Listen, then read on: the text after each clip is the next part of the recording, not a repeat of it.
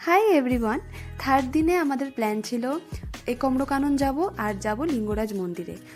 একদম ভোরবেলা ঘুম থেকে উঠে আমিও চলে গেছিলাম একম্রকাননে।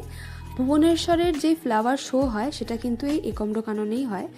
জায়গাটা যে এতটা সুন্দর, মানে আমি সবসময় ছবিই দেখে এসেছি, কিন্তু গিয়ে বুঝেছি যে জায়গাটা আসলে কতটা সুন্দর। ওখানে না বেশিরভাগ মানুষ মর্নিং ওয়াক করতেই যায় বা অনেকে ঘুরতেও যায়।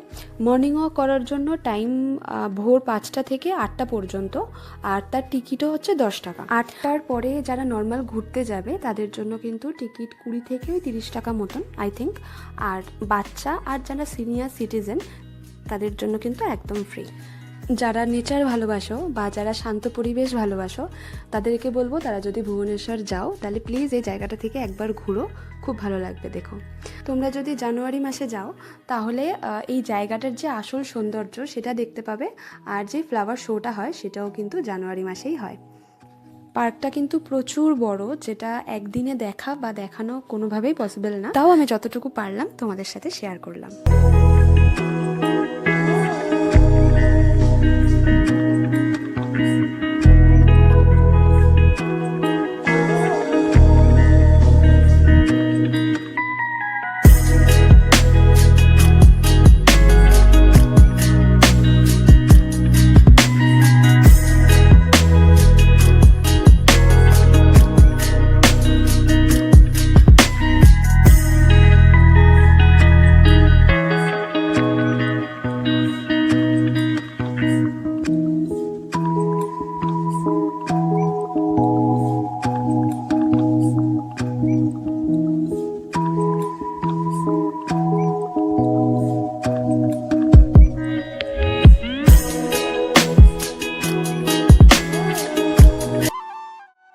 তো এটাই হচ্ছে একম্রকানন।